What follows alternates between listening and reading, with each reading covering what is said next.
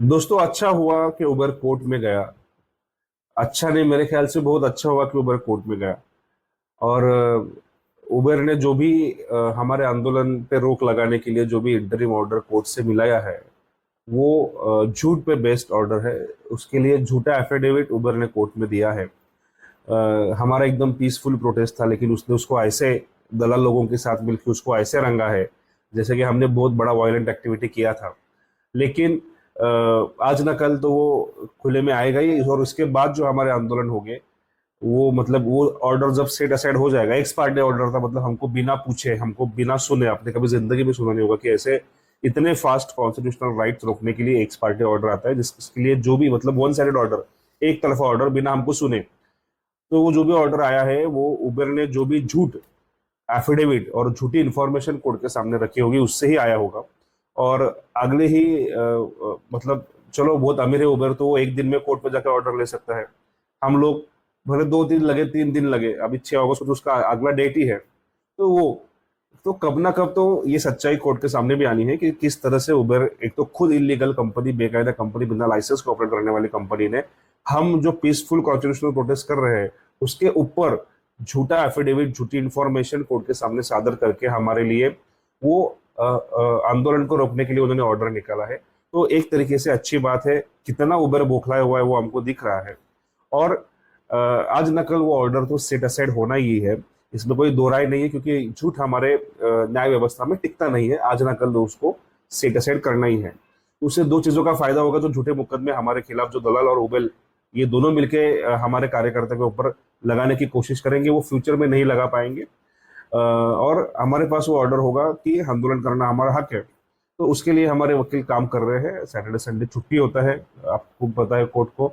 हमारे यहाँ पे न्याय व्यवस्था भी कुछ ऐसे है कि कुछ लोगों के लिए तो रात को 12 बजे भी कोर्ट खुलते हैं, और कुछ लोगों को कोर्ट में तारीख आने के लिए सालों साल रुकना पड़ता है। तो हमको सालों साल तो नहीं रुकना पड़ेगा, थोड़ा टाइम तो लगेगा, लेकिन ये ऑर्डर भी निकला है तो सच सच को छुपा नहीं सकते। इसी फिराक में कि हमको आंदोलन करने को नहीं मिलेगा, ये हमारा आंदोलन रुक जाएगा, ये जो डर उनके ऊपर का खत्म हो गया था, अधिकारी ने उनका बयान बदला और अचानक से बोलने लगे कि ये हमारे हाथ में नहीं है, हम कंपनी को ऑर्डर नहीं दे सकते। एक दिन पहले बोल रहे थे कि हम कंपनी उसे लिख के लेंगे। एक दिन पहले बोल रहे थे हम सब आईडीज ब्लॉक जो जो किए हैं, जो आर्टिकल रेट से पैसा लिया है, वो आईडीज अनब्लॉक करने को बोलेंगे। ऐसे एक दिन बोलने वाले अधिकारी दूसरे दिन अचानक सबसे मुकर गए। और ये इसी वजह से मुकर गए कि उनको लगा कि इनका भी कोर्ट का order. Hi, I'm Anthony Bolton. I set up a WhatsApp investment group. Every day I will share 3 stocks and the latest investment news. My goal is to help more investors. If you are worried about ये लोग आंदोलन नहीं करेंगे, वो order set aside करके भी हम लोग आंदोलन कर सकते हैं, क्योंकि सेट असाइड करके भी हम लोग आंदोलन कर सकते हैं, क्योंकि आंदोलन करना ये हमारा संवैधानिक अधिकार है और वो हम करेंगे, इसमें कोई भी दो राय नहीं है। एक बहुत बड़ी बात हम लोगों ने इस आंदोलन के माध्यम से दिखा रही है कि एकता के माध्यम से हम लोगों ने जो भी अन्याय हमारे ऊपर हो रहा था, वो बड़े तादाद में हम लोगों ने पूरे दुनिया के सामने रख दिया है।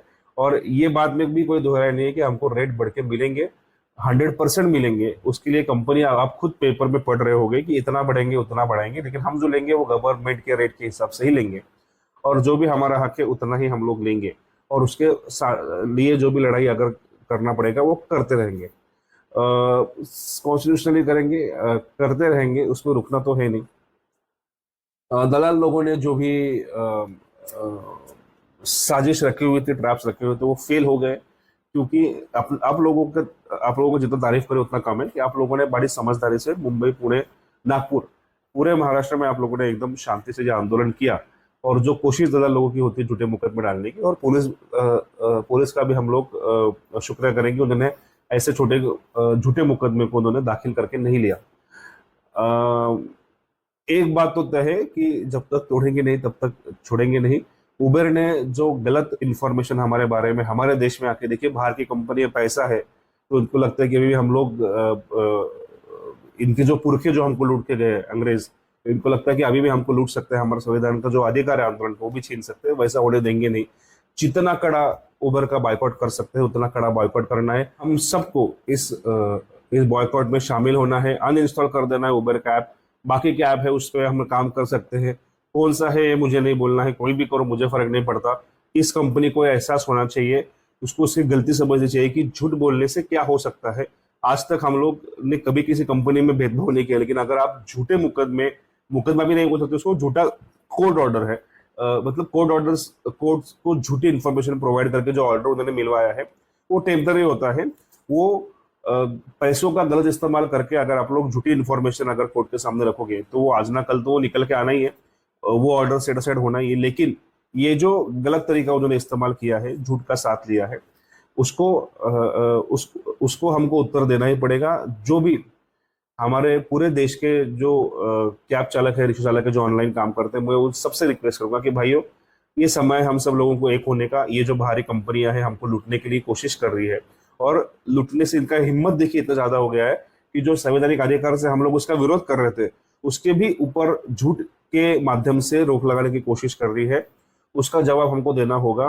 बाकी के ऐप से अगर हम लोग इस ऐप पे बहिष्कार डालेंगे तो ऑब्वियसली ये ऐप पे रेट्स बढ़ेंगे तो पैसेंजर भी ये ऐप यूज करना छोड़ देंगे, दूसरे ऐप पे जाएंगे। ये जो सिस्टम है, जो उनका एल्गोरिथम है, उनके ऊपर ही हमको फिर से छोड़ना है, जिसके माध्यम से वो हमको आज तक एक्सप्लॉइट कर रहे थे। तो मेरा सबसे ये निवेदन है कि सब भाइयों, हम सब में आज भी ये टैगलाइन ही होना चाहिए कि ड्राइवर भाई की एकता, उबर को झटका।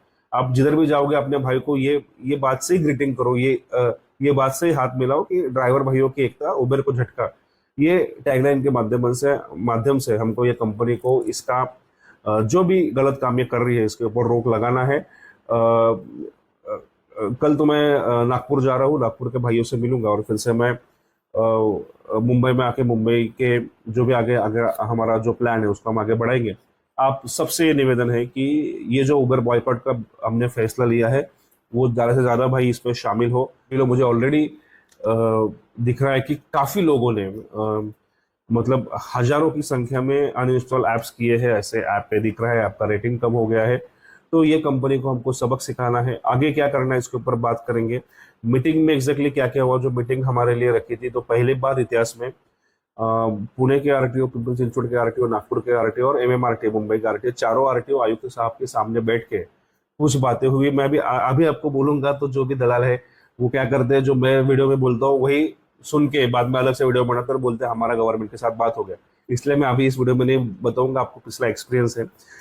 झूठे हैं, मतलब अभी क्या करे, जिन लोगों ने अपना जमीर ही बेचा हो वो झूठ तो बोलेंगे, गंदी बातें बोलेंगे, घिनौनी बातें करेंगे, उससे कुछ फर्क नहीं पड़ता है।